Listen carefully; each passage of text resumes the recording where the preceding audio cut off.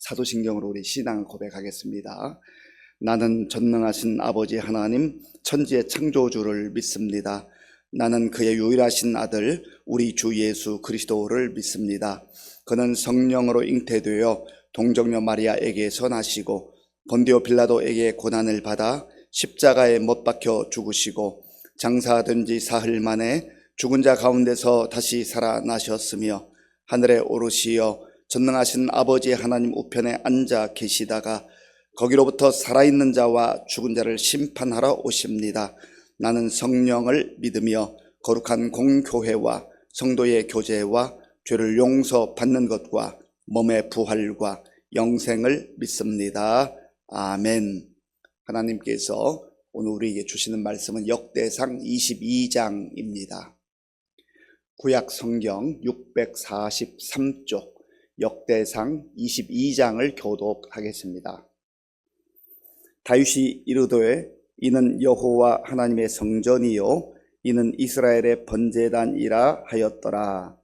다윗이 명령하여 이스라엘 땅에 거류하는 이방 사람을 모으고 석수를 시켜 하나님의 성전을 건축할 돌을 다듬게 하고 다윗이 또 문짝 못과 거멀못에 쓸 철을 많이 준비하고 또 무게를 달 수 없을 만큼 심이 많은 놋을 준비하고 또 백향목을 무수히 준비하였으니 이는 시돈 사람과 두로 사람이 백향목을 다윗에게로 많이 수운하여 왔음이라. 다윗이 이르되 내 아들 솔로몬은 어리고 미숙하고 여호와를 위하여 건축할 성전은 극히 웅장하여 만국의 명성과 영광이 있게 하여야 할지라. 그러므로 내가 이제 그것을 위하여 준비하리라 하고 다윗이 죽기 전에 많이 준비하였더라.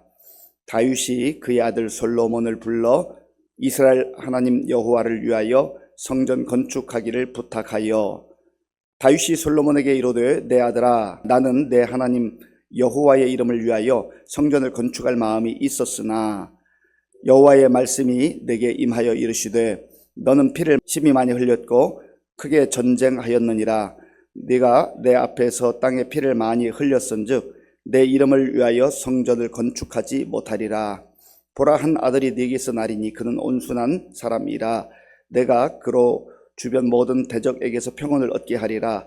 그의 이름을 솔로몬이라 하리니 이는 내가 그의 생전의 평안과 안일함을 이스라엘에게 줄 것임이니라. 그가 내 이름을 위하여 성전을 건축할지라.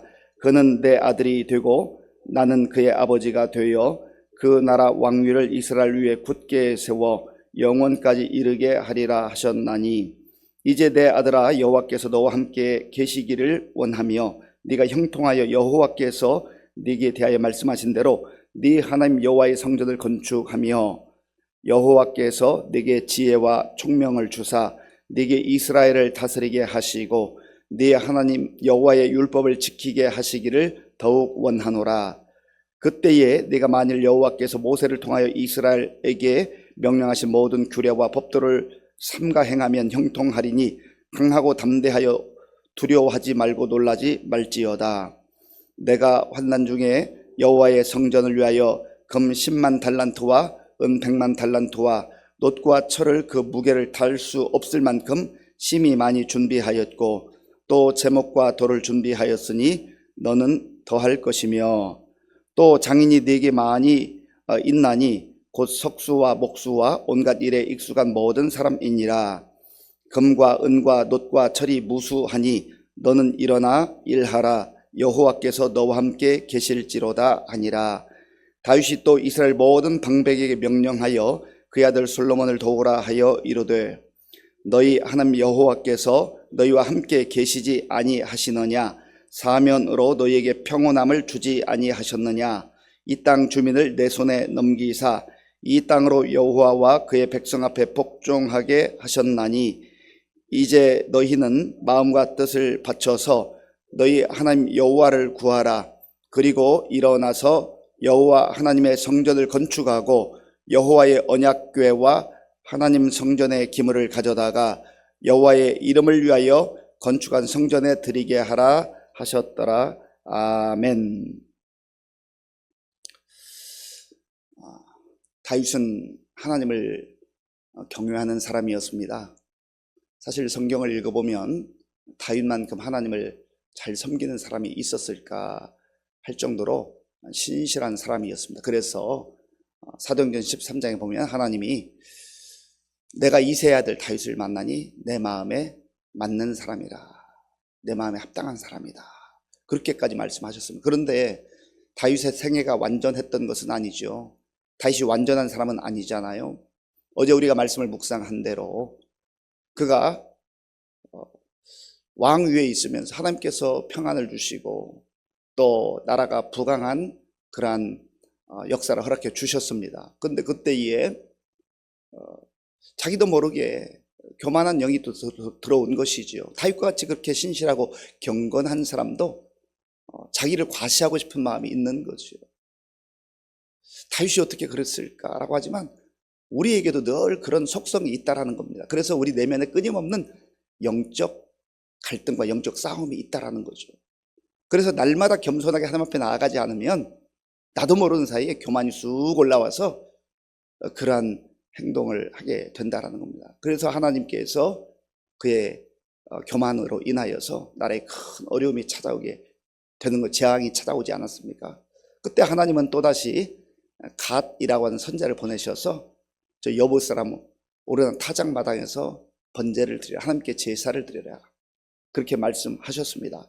그리고 다윗이 자신의 죄를 깨닫고 정말 정성껏 최선을 다해서 오르나 타작마당에서 하나님께 예배로 나아갔습니다. 그때 하나님의 놀라운 응답이 임했어요. 임재가 임했어요. 불이 임해서 그 모든 재물을 받으시는 놀라운 역사를 보게 된 것입니다.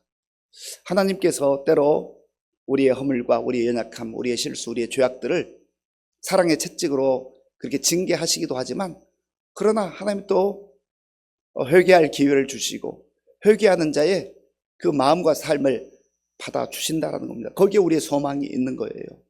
그리고 다윗이 그 오르나 타작 마당에서 여호와의 불이 임하는 것을 보면서 오늘 본문 1절에 보면 이곳이 바로 하나님의 성전, 여호와의 성전이구나라고 기뻐하고 또 감사함으로 고백을 하게 됩니다.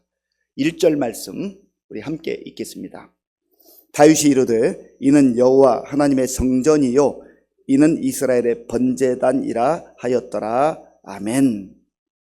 하나님의 성전, 하나님의 거룩한 집. 그래서 결국은 그 오르난 타작 마당을 이제는 자기가 지을 수 있는 상황은 아니지만 그것이 바로 하나님의 전이 되는 거지요. 성경학자들의 연구에 의하면 바로 이곳이 아브라함이 그의 아들 이삭을 바쳤던 그 제단이라고 그렇게 동일한 장소로 보고 있습니다. 다윗이 이제 자기의 모든 마음을 다하여서 성전 건축하는 일을 준비해왔고 또 그것을 하나씩 하나씩 솔로몬에게 이제 인계하는 과정이 나옵니다. 먼저는 이방 사람들을 모아서 하나님의 성전을 건축할 도를 준비를 하게 됩니다. 필요한 자재를 다 준비하는 거죠. 실질적으로 성전 건축은 솔로몬이 하겠지만 그러나 다윗이 할 수 있는 최선을 다하는 거죠. 그리고 3절에 보면 심히 많은 놋을 준비하고 또 철을 준비했다. 자재들을 다 준비하는 겁니다. 그리고 4절에 보면 이스라엘에는 나지 않는 시돈과 두로에서 그 백향목을 또 가지고 와서 백향목을 준비합니다. 이 백향목은 건축하는데 아주 귀한 또 값진 재료였습니다. 그리고 이 모든 것들을 다 준비한 다음에 솔로몬을 부르죠. 자기 아들을 부르는 거예요. 자, 본문 5절을 제가 읽겠습니다. 5절 6절입니다. 5절과 6절 제가 읽겠습니다. 다윗이 이르되 내 아들 솔로몬은 어리고 미숙하고 여호와를 위하여 건축할 성전은 극히 웅장하여 만국에 명성과 영광이 있게 하여야 할지라. 그러므로 내가 이제 그것을 위하여 준비하리라 하고 다윗이 죽기 전에 많이 준비하였더라. 다윗이 그의 아들 솔로몬을 불러 이스라엘 하나님 여호와를 위하여 성전 건축하기를 부탁하여. 아멘. 내가 그것을 준비해라. 내가 할 수 있는 범위 내에서 하나님께서 생명을 부르시는 그날까지 내가 준비하겠다. 다윗의 마음속에 속상한 마음도 좀 있었을 것 같아요.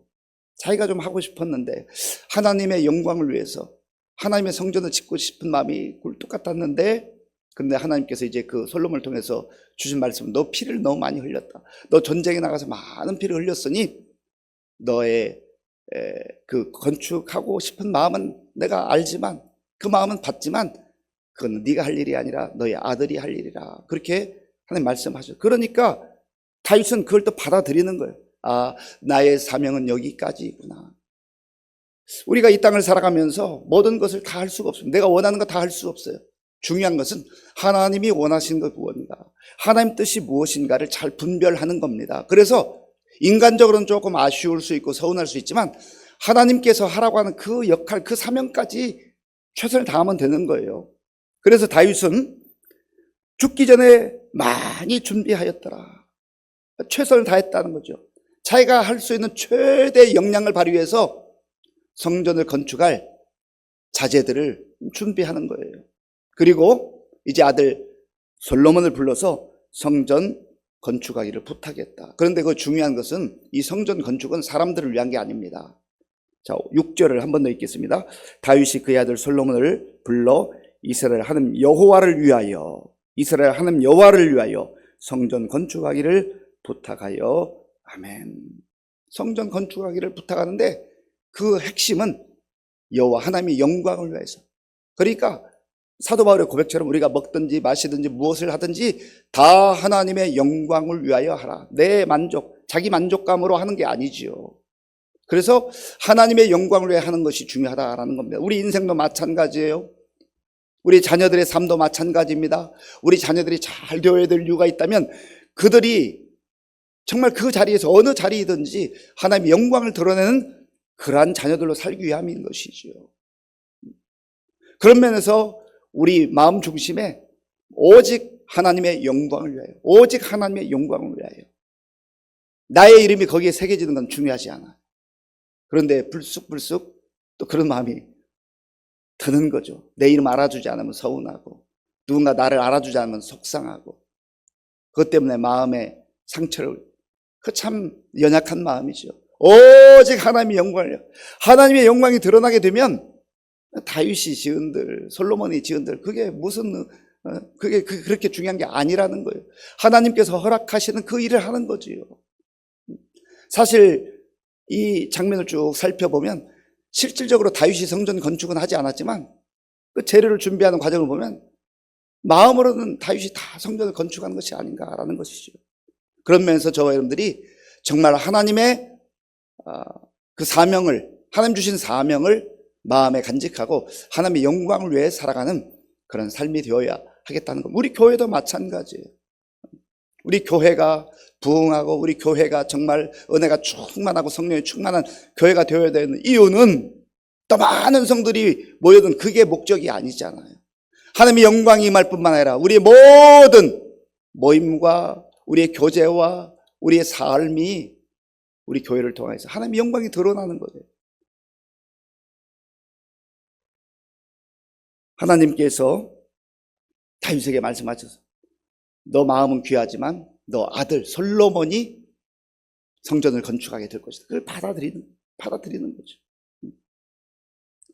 그런데 이 모든 하나님의 명령을, 하나님의 말씀을 받은 다윗이 그 아들 솔로몬에게 신신당부합니다. 자, 본문 11절, 12절, 11절, 12절 우리 함께 읽겠습니다. 이제 내 아들아, 여호와께서 너와 함께 계시기를 원하며 내가 형통하여 여호와께서 내게 대하여 말씀하신 대로 네 하나님 여호와의 성전을 건축하며 여호와께서 네게 지혜와 총명을 주사 네게 이스라엘을 다스리게 하시고 네 하나님 여호와의 율법을 지키게 하시기를 더욱 원하노라. 아멘. 여호와께서 너와 함께 하시기를 바란다. 이게 참 중요한 기도예요. 우리의 삶 속에 여호와 하나님께서 함께 하신다. 임마누엘, 하나님이 함께 하시는 인생, 하나님이 함께 하시는 가정, 하나님이 함께 하시는 교회, 얼마나 영광스럽고 복된 모습입니까? 성전을 건축하고 하나님께서 너에게 지혜와 총명을 줄 때에 잘 다스리고 무엇보다도 하나님의 율법의 말씀, 하나님의 생명의 말씀을 마음에 간직하고 말씀대로 살기를 원한다라고 하는 거예요.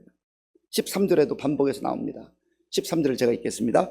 그때 네가 만일 여호와께서 모세를 통하여 이스라엘에게 명령하신 모든 규례와 법들을 삼가 행하며 형통하리니 강하고 담대하여 두려워하지 말고 놀라지 말지어다. 아멘. 집을 짓는 것, 성전을 짓는 그 자체가 목적이 아니잖아요.